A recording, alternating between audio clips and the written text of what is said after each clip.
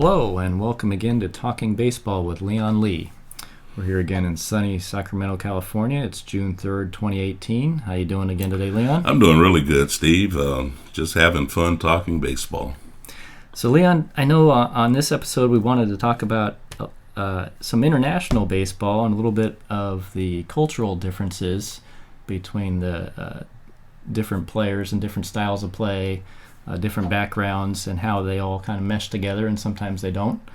Obviously, you have had a lot of experience in different cultures. You've played in different countries, especially Japan, and you've also managed in Japan. What did you experience in going back and forth between Japan and the U.S. During your playing days when you first started experiencing that different culture? Well, you know, it's really an interesting topic because I think it's a really important topic to talk about now because it's something that's going on now. We talk about different cultures, race relations and different things like that. You know, being an African American in 1978 when I first went to Japan, it was like it was something that was not normal. When I first got over there, a lot of the Japanese children, we got out into the outside cities like Kagoshima for spring training, and a lot of the kids had never even seen an African American person before. And your brother was there before you? The year before me. He was there the year before, so he had already enlightened me on some of the perceptions and things like that.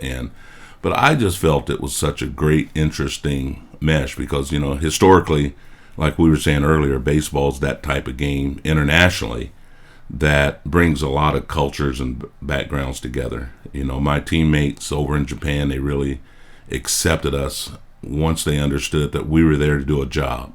We weren't there to try to create something that was race relationships. We were there to play baseball. Mm-hmm. And so it was funny because after 1 year in Japan, after going through, situations, and they had their perceptions of African Americans, and I remember when the Prime Minister of Japan, he made a public statement. He says one of the reasons the illiteracy rate was so high in America was because of African Americans, and we actually had lunch, and we talked about that thing, and here I was kind of acting as kind of an unofficial ambassador because I was a named player in Japan, and I thought that was not a proper thing to say, and it was retracted, and it was like one of those things that the Japanese government understood, that a lot of the perceptions they got from, a lot of the television movie documentaries were going over there, the media perceptions were that all crime in America was committed by African Americans. Mm-hmm. And it was something that it was an interesting topic because once they understood, from the information they got, I thought that was a critical time in my career personally and my brother's because we were able to kind of make a difference in how people perceived people in general. Mm-hmm. Even though that baseball gave us a great platform, being quote unquote star players because we had a lot of media attention on us and how we performed on the baseball field. But I remember coming home after a season, and we were playing in a charity golf tournament. Pitcher for the Houston Astros, I think you remember J.R. Richard. Oh yeah, he was a flamethrower. A flamethrower. I mean, he could really throw hard, and he had a stroke. And they were having his coming out a golf tournament we were invited to, me and my brother, and we had a lot of Dave Parkers and Willie Stargells and Bob Horners, and a lot of the major league players were participating in this tournament in Phoenix, Arizona. This was a benefit for benefit for JR. Mm-hmm. And I remember I was in the group with Bobby Winkles. Now, Bobby had made a great name for himself as the head coach at Arizona State University, and then he became the manager of the California Angels at the time. Now, Anaheim Angels, but we were playing golf, and he goes, "Hey, Leon, how you doing?" He said, "What kind of year did you have this year?" And I said, "I had a pretty good year." He said, "How many home runs did you hit?" And I said, "I hit 40. And he goes, well, there's a lot of short fences in Japan." And as per this topic, just made me think. I said, you know what, it really probably doesn't matter that I come back and say a whole lot about Japanese baseball because people already kind of had it made up in their mind that all the Japanese players were 5'4" and all the fences were real short, So Yeah. I was hitting home runs over 250-foot fences. Where in reality, it couldn't be further from the truth. Right. That it was real baseball, as people are seeing now. Players were, great athletes. Fences were legitimate. Yeah. There were some fields that were short, but then if you go into Detroit and New York and some of the major league stadiums, Cincinnati, Houston, there's some pretty short fences over here too. It's all relative, It's but gotten shorter in recent years. exactly. But we have our people have their perceptions, and I think it's an interesting topic because the internationalization of baseball. Now we have the World Baseball Classics going on. People are starting to understand the different cultures a little more. Yeah, and that just because they play the game differently doesn't make it right or wrong, and they have a different take on how the game should be played, and maybe the different types of passion different players have, and Exactly. it doesn't make it right or wrong. It's just a different style of play. It's a different style of play. I think it's really interesting. I think what we're going through now, people are, when you see segregationist type mentalities or racist mentalities, obviously, people have their different perceptions and they're stereotyping and things like that. But I think it's really,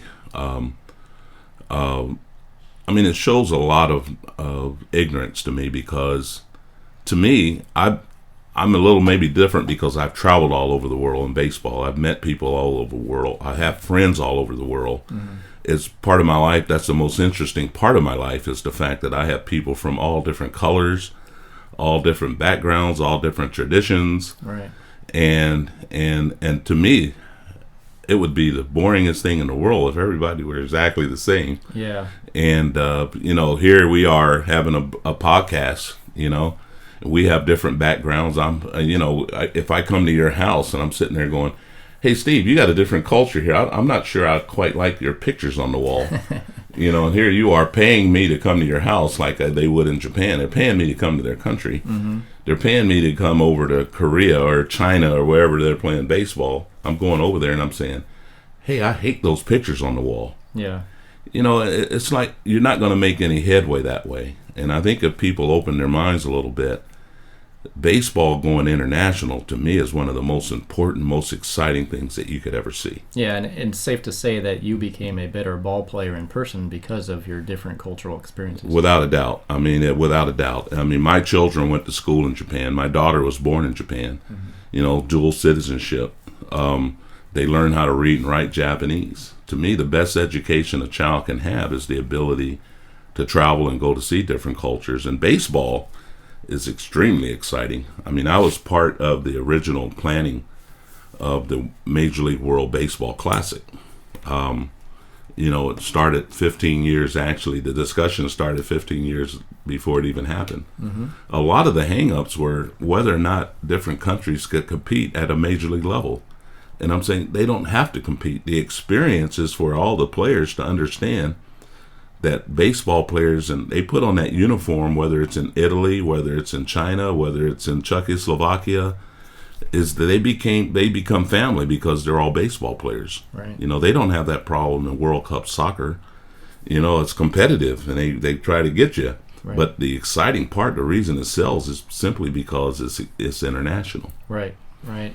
And taking you back to a previous statement you made about sometimes the racism involved and the different cultural aspects of interpreting the game, we can kind of go all the way back to the Negro Leagues. And I know I've only read a lot of books about it, but some of the most interesting books I read were from Buck O'Neil, and the different style of play that they had in the Negro Leagues. It was very entertaining, as action-packed, a lot of base running, a lot of stealing.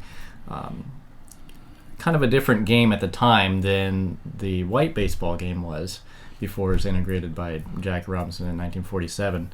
But and you had mentioned maybe you had met Buck O'Neil in the past? Oh yeah, I met Buck O'Neil a number of times. One of the greatest human beings I've ever met. And actually, when I was working with the Cubs, we were having a special day for the old Negro Leagues, and Buck O'Neil was a special guest. And at the time he was 90 years old. Mm-hmm. I hadn't seen Buck in probably 20 plus years. He walks in the clubhouse. He sees me right away and he said, "Mr. Lee, how are you?" How's the family doing? Well, boy, mentioned my son who's playing in the big league. And I thought that was absolutely amazing that he remembered me after 20-something years and the impact that he'd had on baseball. But to go back when you mentioned guys like Buck O'Neil, Satchel Paige, who I had the pleasure of meeting, you get guys like Cool Papa Bell. You go on down the list. Mm-hmm. To me, that's the baseball I learned, entertaining baseball. That's why I have such a hard time now with the robotics and the analytics and the scientifics and the sabermetrics and the coaches now that are trying to control the game, coaches calling pitches. Mm-hmm. To me, the exciting part of the game, which started with my knowledge of the old Negro Leagues back in the day, and my dad was a good baseball player. He didn't play in the Negro Leagues; he played in the military. But his brother played in the Negro Leagues. Really? And we sit around and tell stories. He'd tell stories, and I didn't know if they were all true or not. But I remember talking to Satchel Paige, and he played with Cool Papa Bell. Mm-hmm. And we were talking about runners who were really fast. And he told us a story about Cool Papa Bell. And he saw it for himself. That's what he told me. He said, I seen it with my own eyes. Cool Papa Bell hit a line drive up the middle, and the ball hit him in the head when he was sliding into second base. And you laugh about it, but it's funny, but it's what made baseball great for me is the fact that you can have fun telling those stories. Mm-hmm. Didn't matter sometimes whether it's true or not, because Cool Papa Bell was fast and he showed his speed and it was entertaining, and he'd run every time he got a chance because he knew that was what the fans wanted to see. Yeah. And now they have Moneyball and things like that to say the stolen base is not an important part of the game. Mm-hmm. But I think the Negro Leagues had a huge impact on how the game was played and how it morphed into Major League Baseball after they brought Jackie Robinson. Yeah. Now there were some people who said they didn't look to integrate Major League Baseball. They looked because it was a little more threatening. So it'd be better to start bringing African Americans into Major League Baseball rather than have the old Negro Leagues become more popular. Now, whether that's true or not, to me, is not important. Right. It's the fact that it did integrate and baseball did come together for the better. Right. And the problem that we're having now is that during that era of the 60s, the 50s and 60s, I think there were probably about 25 to 28% of the players in the major leagues were African American. Right. To me, it made the game great. It was a golden era, and everybody says, man, baseball was really good during that time. Yeah. And nowadays, it's not. The numbers are down to about 6.5%, which to me is kind of a tragedy because kids in the inner city now aren't playing baseball anymore. It's not the fun thing that it used to be back in the old days. Yeah. And now we see more Japanese players coming over, and they're great Japanese players. So that problem solved, or people think Japanese are not good. Yeah, people, and I still even heard an announcer the other day thinking or stating that Japanese baseball was almost like a 4A between AAA and Major League, and I was thinking, well, even the World Baseball Classic, who won the first two? Japanese. The Japanese did. So, I don't know if you can call it a 4A. I guess it depends on your perception, exactly, as we discussed. But there are more Latin American players nowadays, which again brings that exciting different culture to the game. It's good to see, like I said, more Japanese players. But the more different types of cultures and interpretation of the game that we could have, probably the better the game will be. Yeah, and there's always that question. Even Korea, they came a long way for a while because of issues during the war. The Japanese wouldn't play the Koreans. There was a big gap in relationships. There was a lot of big racial divide between the Japanese and the Koreans. The same way it was the Japanese and China. Right. The same way it was even Dominican and Venezuela. Yeah. I mean, there are countries that had their differences political-wise, but baseball kind of brought it back together. Yeah. And now Korea is a force to be reckoned with. I signed 3 or 4 players from the Korean Pro Leagues, and they came over here and did just fine. Mm-hmm. It was a good marker to see that the other countries now are really getting better. Mm-hmm. We're not getting worse. They're getting better. And, they're playing better baseball in Taiwan. They got a professional league in China. Mm-hmm. They're playing baseball in Israel. They're Czechoslovakia. They're Russia. I mean, I have a kid right now who's looking to come over from Ukraine. Dima is a kid who I communicate with on a regular basis. We're trying to get some teams, get a situation. Here's a kid that took 3 or 4 20-hour train rides to Kiev just to get his passport and trying to get the right paperwork to have an opportunity to come here and play baseball. That's dedication. That's dedication, and we're going to do everything we can to try to get him over here in the right situation. We have a friend of mine, Tad Powers, who used to be my associate scout in Australia when I scouted in Australia, and we signed a couple of players out of Australia, and he's still connected with a lot of these kids, and he get in touch with me, and we try to bring a lot of these kids over here to play amateur ball to get them signed to contracts in here.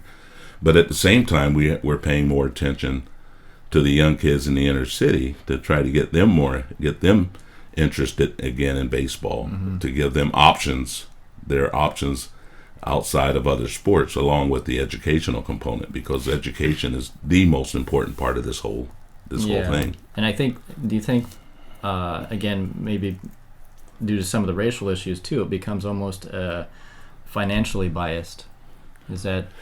That's a good statement, because nowadays, especially here in the States, with travel ball, has become a little bit too exclusionary from a standpoint of cost. I mean, it costs a lot of money to go to travel ball tournaments, showcases. You see kids now getting a lot of private lessons. I never took a private lesson in my life. I mean, I wouldn't have been able to afford it. Like I said, I go to the levee and hit rocks. Yeah. I became a good hitter hitting rocks and playing wiffle ball and lemon ball and strikeout against the walls. All my friends, we talk about it all the time. We take balls and put a big board against the wall and throw at each other and hit it all day. Yeah. And we became better hitters. But now the game has become expensive, and a lot of kids just simply can't afford to play. So we want to put more programs in place that are allowing these kids to at least have the option to play and take those athletic skills and learn how to play baseball with them. Yeah, and like you said, it could open up academic doors for them as well. Exactly. And you're not seeing a lot of African American kids playing college ball, because they're not going to all the big showcases.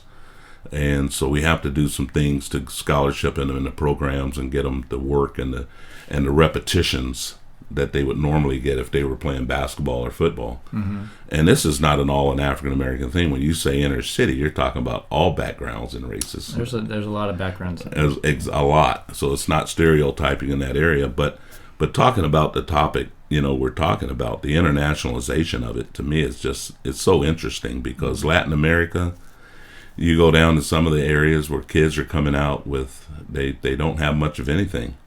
And they sign that pro contract, and it's like a dream come true. So they're doing whatever it takes. You hear stories of kids fielding with a piece of cardboard strapped to their hand. Yeah, Sammy Sosa as a glove. Tell the story all the time. Sammy Sosa played with the Cubs and the White Sox a long time, big home run hitter. He used to take a milk carton, open it up, and he'd make a glove out of, cut the fingers out, and he'd have a milk carton fielding glove. Carlos Zambrano out of Venezuela, where he grew up, his house had dirt floors. I mean, there's some stories of success, and I think here in the United States, sometimes we kind of take it for granted. It's become a little more exclusionary. I call it little cliques when they first started the travel ball thing. Heck, there was a team that wouldn't even let my son Derek play for him right here in Sacramento when they first started the little travel ball thing. And why not? And it was just because he wasn't in that area. It wasn't really a racial thing. It was just strictly that these are kids from this school, this area. They all knew each other. We're going to put our own little team. Okay. We're going to bypass all the little league and all the politics. We're going to put our travel ball team and club team together, and that's it. Okay. Anybody outside of that is not welcome. Okay. And that's kind of like how it got started out. He started with the little travel ball teams at the high school. Then it went all the way down to 8, 9, and 10 years old. Yeah, little league age. And really, 8, 9, 10-year-olds shouldn't be playing that many baseball games. They shouldn't go to a tournament and play 5 games in a weekend. It's just way too much for 8 years old. Yeah. And not only that, it's too much stress and too much pressure of trying to win ball games at that age. Yeah. Rather than just developing their skills and enjoying the process of playing. Yeah, and having fun. Yeah. Yeah. So when you also played a little bit in Latin America and Mexico. I believe that we talked about in some previous podcasts that you had some experiences down there, and talk about how even the fans interpret the game different and how they react differently. Oh my God! I mean, and I played in Culiacan, Mexico. And in those days, in 1976, I think 77. You know, Culiacan was really known as the drug capital of the world. Back then, and there was a lot of drug runners. There was a lot of the federales and the drug runners were at constant war with each other. And we're trying to play baseball in between, but the stadium would be packed. The fans were, I mean, loud, interesting. I mean, they would shoot bottle rockets at you sometimes when you're at the plate. They would throw snakes on the field. They'd bring gunny sacks out with big snakes on the field, and they'd round up and throw them out on the field. And if you reacted or jumped back, if it scared you, you know, they'd get a kick out of that. Yeah. But it was entertaining for them. And, you know, playing down there in the winter, you know, when you got out of there and went to Mazatlan or Obregon or Navajo or stuff like that, it was pretty natural. But you go to Culiacan, it was like going back in time a little bit. I mean, it could get ugly sometimes because, you know, you could hear shootings at night, you know, and, you know, it was kind of open season with the federales against the drug runners, and that a couple of years and the devaluation of the peso during that particular time that affected America. It was a lot of players were just leaving because they weren't getting paid the number that they were, you know, designed to get paid when they went down. Yeah. So it was being in Mexico was different. You know, every country you go to, you know, in Taiwan now they had started a league that was kind of run by the underground. So they were bribing players. They were telling them either throw the game or they'd open briefcases literally with dollars in it with a pistol on top of the dollars. Say either you do what we tell you to do or you get the gun. Yeah. They've cleaned that up a lot, but it was just a big, you know, in Taiwan. And now it was two leagues. One was good, one was not good. But now they're doing good, from what I understand. And so it's interesting to go to different countries and see how the baseball culture is. Yeah. But each one of them have good players. Yeah. Yeah, and of course, even going back to the 1919 Black Sox, gambling issues even here in the U.S. with pro ball. Oh, yeah. I mean, so that has a long story. Oh, history. Exactly, it does. And even during the 80s when I was in Japan, when we were going through the big cocaine crisis here in the United States, being in Japan, it was something that was just really interesting because that's something they'd never heard of in Japan, of players taking drugs and playing. You know, that was just something so far out there that they just couldn't even conceive of it. Yeah. And then I remember Steve Howe, who had gone through that with the Dodgers. Yeah. If you remember, and it was a big story. Several reoccurrences, unfortunately, had passed away some years ago.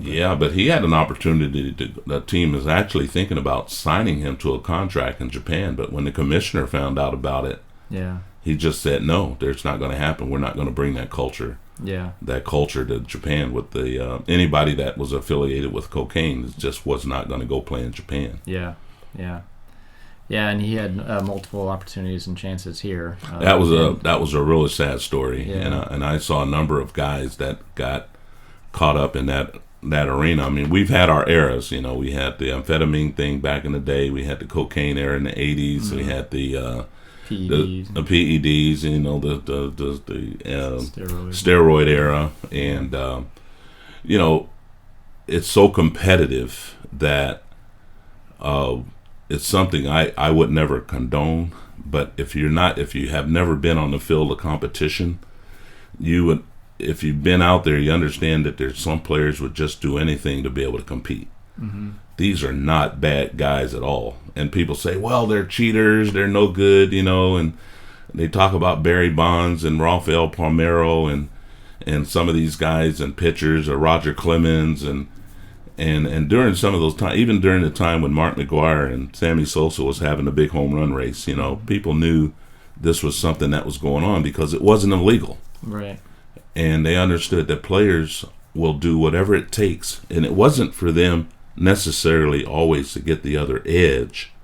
Like I would get a lot of contradictions on that from people hearing me say that.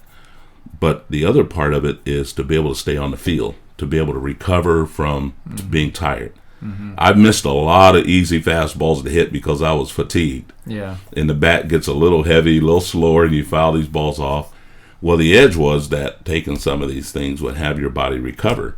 Well, whether anybody wants to say it or not, when you're ownership and you got your big guns on the ball field, your big guns sell tickets.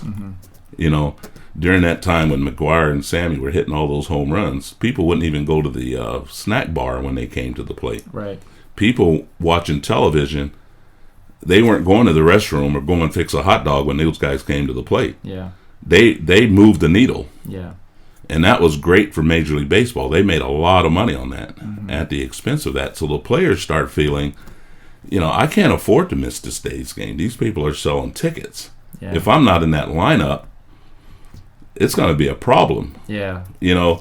So when it's all said and done, when they started going through and finding out there was an issue and come up with it, and people in Japan and Korea and China baseball were looking at this real carefully, because this is coming into the time when you're getting ready to start World Baseball Classics. You're starting to impact the foreign countries to see how are we going to handle this situation. Were some of those players feeling pressure to do the same thing in order to compete? Exactly. And some of them were going, I wonder what it would be like. Am I going to get that much better or stronger or faster?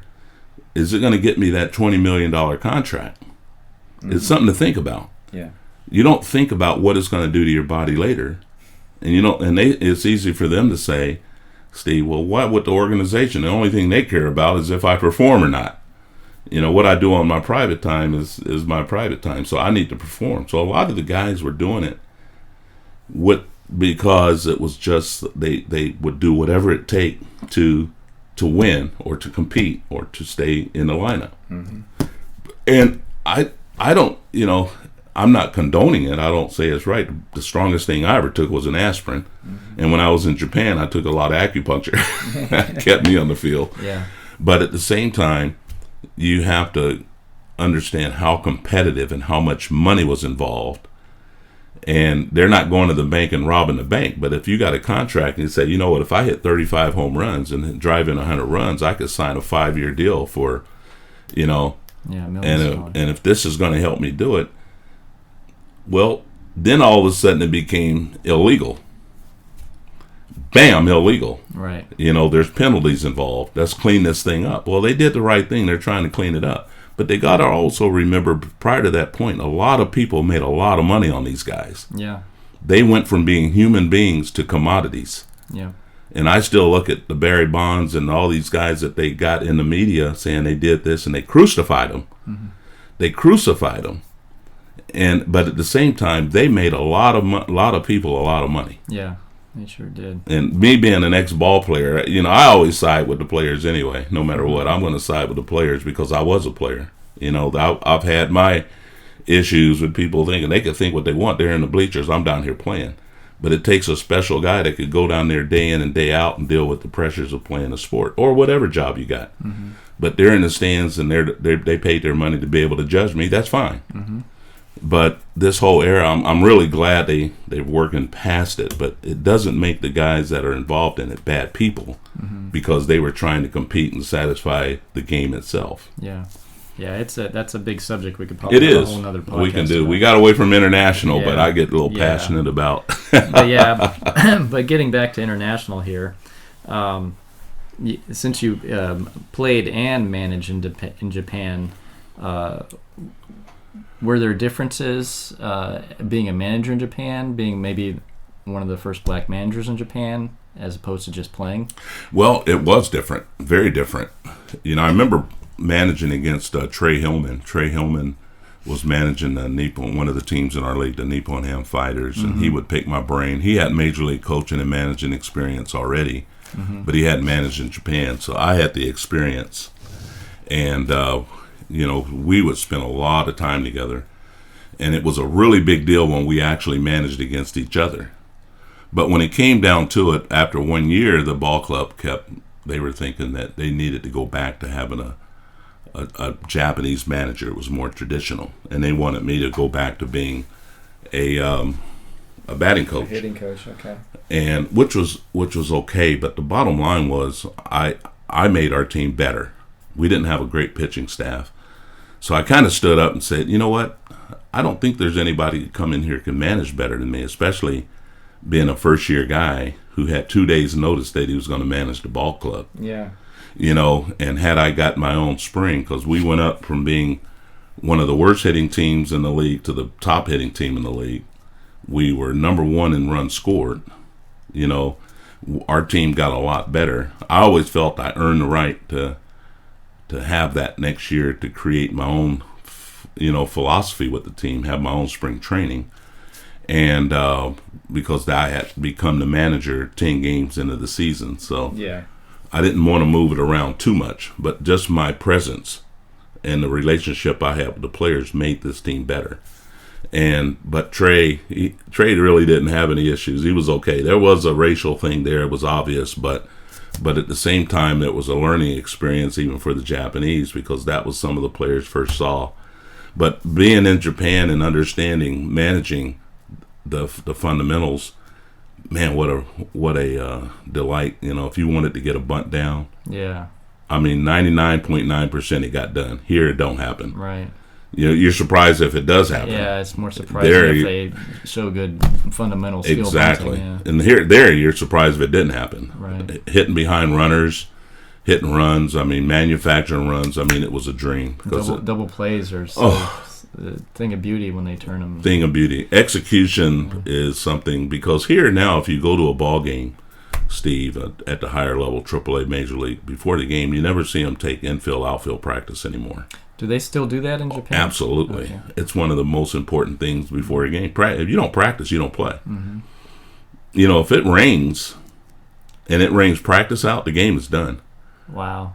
Yeah. Here you can go inside and wait 2 hours and go out and play the game without practice. But there, you're not. If practice gets rained out, the game is rained out. Yeah. As a kid, when we used to go early so we could catch batting practice, but even then, fielding practice was starting to kind of fade away. But yeah. I wanted to see them field as well. I wanted to see them throw and field, and defense was kind of always one of my favorite things to do. So when I didn't get to see them practice that, it was disappointing. It's disappointing not only for you, but it's disappointing even for scouts that are there, scout players, or maybe looking for a trade. They want to see arm strength. They want to see handling the ball. Handle the ball in practice. That's where you get ready for a game. So that's interesting that you say, the different culture.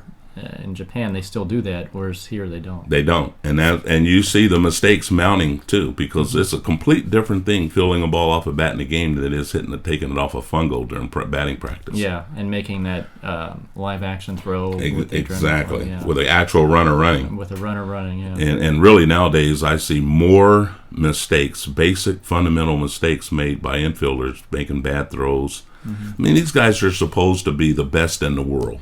The major league level is the top level out of all countries we just talked about. The major league is where everybody wants to be. So whoever's playing shortstop for that club should be the best shortstop in the world. Mm-hmm. But I see a lot of them now are making silly mistakes. That doesn't indicate to me that they're the best. Right. Because I attribute it to the fact that there's not enough practice. Right. These guys earn the right to be there, don't get me wrong. But infield, outfield practice before a game to me is a tradition-long thing that it should never be messed with. Yeah, I just truly believe that. Well, I'll stand for it. I'll stand by it. Yeah, I remember we used to do that in high school before each game, do infield, outfield. Funnest part of the day. It was fun. Yeah, it was a lot of fun. Balls were popping. You're doing the cutoffs. You're doing double plays. Yeah. And you get it all done in like 10, 15 minutes. Exactly. And it gets everybody pumped up And there's one little thing that might happen in infield, outfield practice that you hadn't really thought about. And you go, this is an adjustment I have to make. So now when you get that play in the game, you play it a little different. That's that one error that might cost you that game. That one. And I know we're kind of getting off the subject here, but as an opposing player, it allowed me to scout the other team also. Exactly right. Yeah. You better believe it. Yeah. And you tell guys that all the time. Watch them take infield. See about the arm strength. You can't see it anymore. Right. Right, you never see it. But going back and finishing up, I think probably coming up, we're talking about internationalization. It's becoming more visible, the international game. And I think that as we keep discussing international baseball, I remember going over with the Major League All-Star Tours, and we're having our American players looking at Japanese pitchers for the first time, Steve, and they go, Leon, you didn't tell us these guys threw that hard, because they thought the guys all threw curveballs and sliders and breaking balls. Yeah. and they had guys that could really throw hard. And I think it was a wake-up call. And I think the education really has to grow and extend itself and keep going for younger players coming up to see how other countries and how the players actually dedicate themselves to the game, because they're catching up with America. Yeah. There's different ways to practice. There's different ways, styles of hitting and fielding. That's right. There's different ways to do things. There's not always just one way. Exactly. Like you said, there's no absolutes. There's no absolutes in baseball. Yeah. Well, Leon, that was a good discussion on international, some cultural differences, again, with some good stories. Appreciate your stories here. Anything else you want to add to finish that off? No, you know what? It was a funny story. We were talking the other day. It's funny, I'm hitting about power, hitting for power. And I was telling some of the young high school kids I was working with, I said, I have one of the longest home runs ever recorded. And I said I hit a home run that traveled 269 miles. I might have told this story already. Yeah, this is in Japan. In Japan. Okay. Yeah, and we were laughing about it and stuff like that, because going back, we try to make hitting fun, and I want to reiterate to young kids, that you don't want to become a power hitter. You want to become a good hitter. Mm-hmm. And I can't reiterate it enough, because we put so much emphasis on power. I'm a rebel. I'm fighting against the launch angle conversation. Launch angle, get the ball in the air, get the ball in the air. Yeah. I'm going to keep preaching, hit the ball past people. Yeah. Hit the ball hard and hit the ball past people. If you hit it in the air, it goes in the air. That's just part of the game. Mm-hmm. But to be a good hitter, you got to hit the ball past people, not over people. Right. And I want to end with that one on this one, because I'm going to probably say the same thing over and over again. People are going to call in and say, how come Leon keeps saying the same thing over and over again? Because you can't really get good at anything until you do it over and over again. Right. And keep reminding kids, if you want to play this game, you're going to have to repeat. If you want to have a good swing, you got to repeat it over and over again. If you want to be a good fielder, you got to repeat it over and over and over and over and over again.